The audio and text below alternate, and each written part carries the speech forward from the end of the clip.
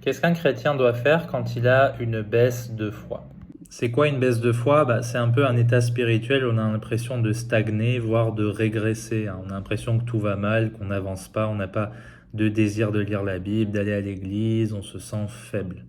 Non, ça c'est une réalité biblique pour beaucoup de personnages comme par exemple Élie, hein, qui disait à Dieu avant de vouloir mourir, je ne suis pas meilleur que mes pères, parce qu'il a vécu une tribulation importante avec Jézabel. Vous avez Jean le Baptiste qui était en prison, qui a douté de Jésus, il a dit, est-ce que tu es celui qui doit venir? Donc la Bible dit aussi, ceux qui vivent pieusement en Christ Jésus souffriront la tribulation, la persécution, etc. Donc la vie chrétienne n'est pas facile et la vie surtout de manière générale n'est pas facile. Il va y avoir des moments où on n'a pas toujours le même niveau de foi, c'est tout à fait normal, puisque notre chair, elle est faible.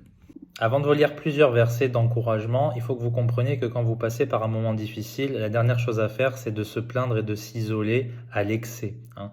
On a le droit de se plaindre, on a le droit d'éprouver des moments de tristesse, il y a un temps pour toute chose sous le soleil, mais Dieu nous demande de faire un effort, d'être actif dans le sens où il faut quand même aller à l'église, quand même s'efforcer de lire la Bible, quand même s'efforcer de prier.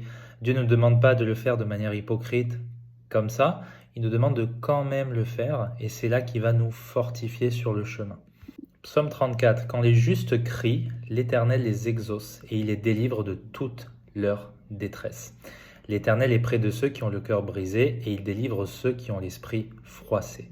Psaume 42. Pourquoi t'as battu mon âme, et pourquoi frémis-tu en moi? Attends-toi à Dieu, car je le louerai encore, il est mon salut et mon Dieu. Et Ésaïe 41, j'adore ce passage. Ne crains point car je suis avec toi, ne sois point éperdu car je suis ton Dieu, je te fortifie, je t'aide et je te maintiens par la droite de ma justice. Dans le Nouveau Testament, c'est encore plus beau de la bouche de Jésus. Venez à moi vous qui êtes fatigués et qui êtes chargés et je vous donnerai du repos. Prenez mon joug sur vous et apprenez de moi parce que je suis doux et humble de cœur et vous trouverez le repos de votre âme. Rappelez-vous que Jésus nous laisse sa paix, hein. Je vous donne ma paix, je ne la donne pas comme le monde la donne, que votre cœur ne soit point troublé, ni qu'il soit effrayé. Allez, encore 3 passages. Ne vous inquiétez de rien, mais en toute chose faites connaître vos requêtes à Dieu par la prière et la supplication avec gratitude. Et la paix de Dieu qui surpasse tout entendement gardera vos cœurs et vos pensées par le Christ Jésus.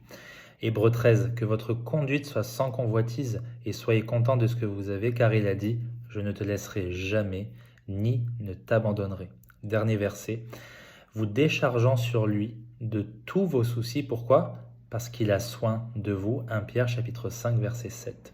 Vous allez me dire, mais quand est-ce que ma foi va revenir et quand est-ce que je vais arrêter d'avoir des soucis?